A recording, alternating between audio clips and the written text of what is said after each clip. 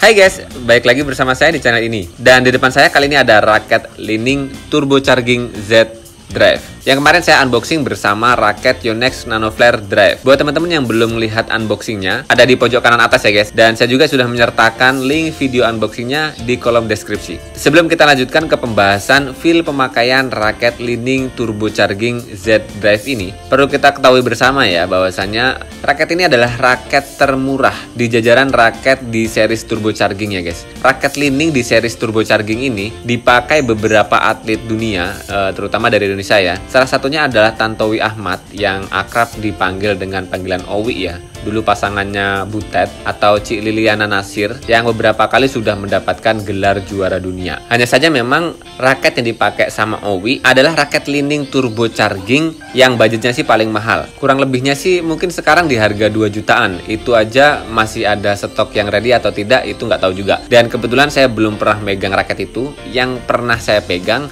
raketnya Owi yang di series middle yang di harga 1.200.000 sampai dengan 1.300.000. Itu yang Li-Ning Turbocharging 9 TF. Saya juga udah review pemakaiannya di channel ini. Teman-teman bisa klik link reviewnya di pojok kanan atas saya dan linknya juga sudah saya sertakan di deskripsi.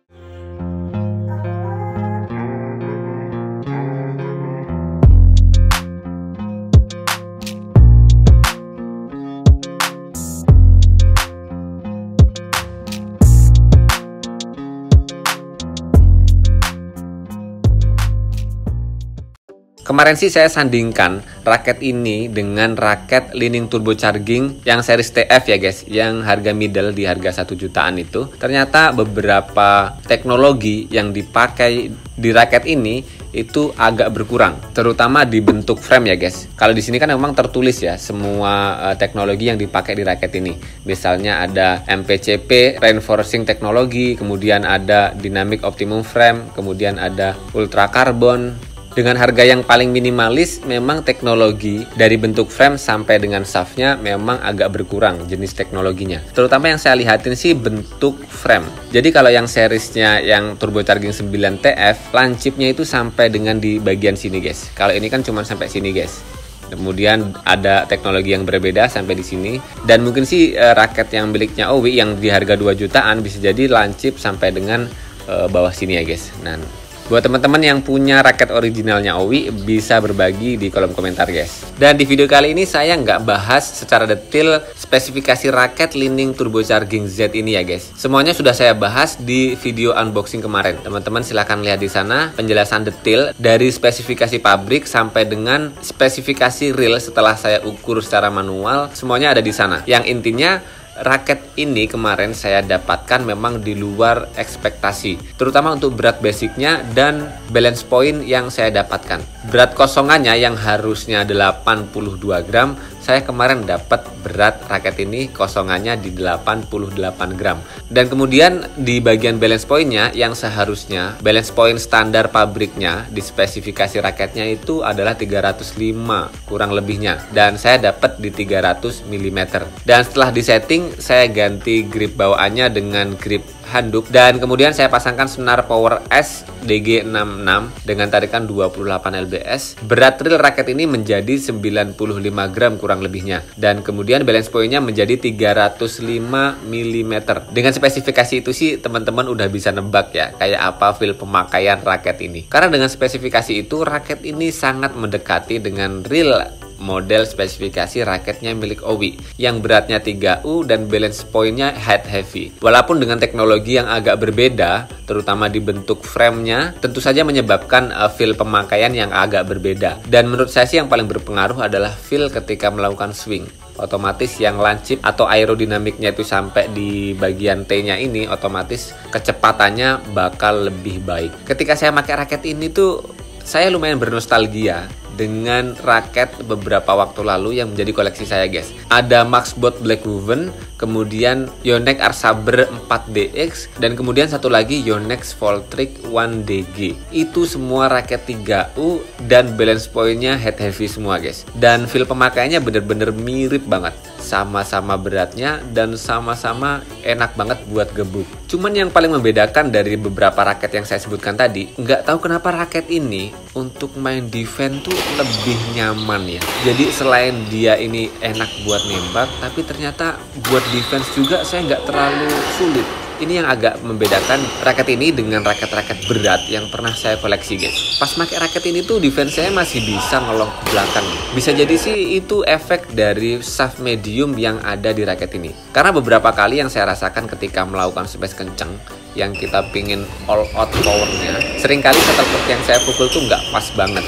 Seringkali kena frame, letak-letak, ya akhirnya tenaga kita kayak power kita nggak keluar secara maksimal ya. Tapi ya itu, ketika timingnya pas, pukulannya pas, raket ini bener-bener punya power yang luar biasa. Makanya kenapa kemarin saya main itu sengaja banget milih nyerang yang defense-nya kuat. Dan beberapa kali bener-bener tembus. Ya kita nggak bisa mungkiri sih, dengan spesifikasi yang kayak gini, berat kosongan 88 gram, setelah dipasang senar dan grip menjadi 95 gram, kemudian balance point-nya head heavy, ini bakal jadi raket pembunuh lah. Raket yang bakal bisa mengumpulkan poin per poin sampai dengan mendapatkan kemenangan yang maksimal. Walaupun tetap akan ada catatan penting untuk raket ini ya. Teman-teman jangan buru-buru skip videonya karena nanti ada informasi penting yang saya sampaikan di akhir. Dengan model spesifikasi raket tembak yang ada di raket ini, yang bikin terkejut saya adalah performa defense saya yang kayaknya nggak menurun banget. Bahkan masih nyaman banget pakai raket ini buat bertahan. Dan yang mempengaruhi itu sih kayaknya di karakter stiffness shaft raket ini. Dan kemudian model frame lancip yang ada di bagian atas frame kepala raket ini, guys. Ini yang bikin swing kita mau forehand ataupun backhand itu lebih ringan. Tunggu dulu, jangan buru-buru ngasih kesimpulan untuk raket ini, guys. Karena catatan penting yang mau saya berikan adalah kemarin saya memang benar-benar pingin mengetahui performa raket ini dengan full tenaga yang saya gunakan, guys. Dan benar-benar kali ini saya jadi korban untuk raket ini, guys. Raket ini enak banget buat nembak, enak banget buat nyerang, enak banget dapetin poin dengan smash-smash keras kita. Tapi saya jadi korban, tangan saya kali ini cedera, guys. Dan ini saya sedang pemulihan, sakit dari bahu sampai dengan pergelangan tangan di sini, guys. Semuanya sakit.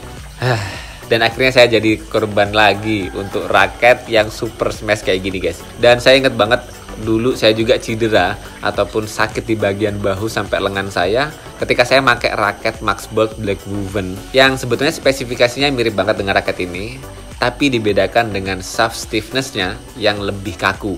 Kalau Black Woven itu stiff dan ini medium, guys. Makanya ini lebih mudah digunakan. Dan Max Bolt Black Woven itu lebih butuh power yang maksimal. Dan yang membedakan dari keduanya, ketika saya pakai raket ini nembak enak dan defense juga pun masih nyaman. Kalau Black Woven nembaknya enak, defense-nya tekor, guys. Karena dengan shaft yang lebih kaku seperti Black Woven itu, dengan karakter stiff, itu bakal butuh power yang lebih banyak. Di setiap pukulannya itu bakal butuh stamina yang lebih banyak. Makanya kalau misalnya teman-teman punya koleksi model-model Black Woven yang stiff, head heavy, dan beratnya sampai dengan 3U di 86 sampai dengan 89 gram, dan teman-teman kerasa capek banget dan sering cedera ketika pakai raket itu, teman-teman bisa menurunkan spesifikasinya di raket ini, guys. Kalau turunnya langsung ke 4U kan kayaknya kejauhan. Pasti teman-teman bakal bilang raket 4U itu ampang, kurang bobotnya, nggak enak buat nyerang dan sebagainya. Makanya alternatif yang bisa teman-teman jadikan pilihan adalah teman-teman menurunkan spesifikasinya dari shaft stiff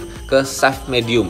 Walaupun nanti yang menjadi hal terpentingnya adalah teman-teman harus merubah timing sedikit, karena dengan shaft stiff dan shaft medium itu bakal ada perubahan timing swing yang tepat. Tapi itu hanya teori aja, guys. Yang paling penting kalau raket itu udah kita pakai 1, 2, 3, 4, 5 pukulan, kalau spesifikasinya nggak jauh dari raket kesukaan kita, bakal lebih cepat adaptasinya, guys. Nah sekarang jadi kita bisa ngambil kesimpulan, guys. Raket ini adalah raket super smash, raket spesialis nyerang yang bakal mumpuni buat meraih poin per poin. Dengan karakter head heavy-nya, berat kepalanya, raket ini gacor banget buat smash kenceng. Tapi tentu saja untuk player-player bulu tangkis yang punya tenaga medium ke atas, guys. Karena ketika saya mencoba berusaha nyaman dengan raket ini, benar-benar semua stamina dan power saya habis terkuras. Tapi mantep gitu guys. Dan teman-teman yang powernya medium ke bawah, kalau pingin ngerasain raket ini atau pingin jadikan raket ini sebagai andalan untuk menyerang, menurut saya sih teman-teman harus teliti. Teman-teman harus bisa menanyakan ke toko-tokonya berat reel yang ada. Dan teman-teman coba minta ke tokonya untuk dicarikan berat yang sesuai dengan spesifikasi pabrik di 82 gram. Atau ada opsi lain, teman-teman nanya di series yang boost, karena beratnya hanya berselisih 1 gram dengan yang drive ini, dan balance point-nya sih lebih rendah. Bisa jadi keduanya sih saling ketemu ketika ada rentang produksi. Yang penting stiffness raketnya sama antara drive dan boost. Coba teman-teman nanya ke tokonya, pastikan dulu dengan teliti, cari yang berat 82 atau 82 gram dan balance point-nya 300 mm. Dengan spesifikasi itu, teman-teman bakal bisa ngerasain raket smash untuk teman-teman yang powernya masih medium ke bawah guys. Tapi dengan berat yang 88 gram kayak raket ini guys, ini buat teman-teman yang tenaganya medium ke bawah, yang stamina-nya nggak begitu panjang, ya kurang recommended lah. Kecuali teman-teman cuman pingin ngerasain aja sensasi pakai raket ini. Kayak saya dulu ketika main pertama bulu tangkis, ada stok raket yang 5U, 4U, dan 3U. Dan yang raket 3U cuman buat latihan beberapa kali yang temponya lambat, yang tujuannya memang untuk menguatkan otot stamina kita secara perlahan. So, jangan sampai kalian salah pilih raket, karena dengan salah pilih raket itu akan mengakibatkan hal fatal yang terjadi di kenyamanan permainan teman-teman. Kayak saya yang sekarang lagi cedera tangannya, itu karena memaksakan diri pakai raket yang di luar kenyamanan saya. Kalau teman-teman biasa pakai 5U, mau naikkan power ya ke 4U. Kalau teman-teman biasa di 4U, mau naikkan power ya ke 3U. Dan kalau mau menurunkan power biar tangan kita nggak cepet capek, dari 4U tentu saja turunnya ya ke 5U. Atau dari 4U head heavy ke 4U yang balance atau head leg. Itu aja udah menurunin spek raket biar nyaman ketika kita pakai guys. Sementara segitu dulu guys, semoga informasi terkait raket Li-Ning Turbocharging Z Drive ini bermanfaat buat teman-teman. Jangan lupa terus berolahraga, salam tepok bulu, sehat selalu, dan sampai jumpa lagi di video selanjutnya. Wow, parah banget nih raket. Beratnya sih oke, tapi bikin tangan capek banget.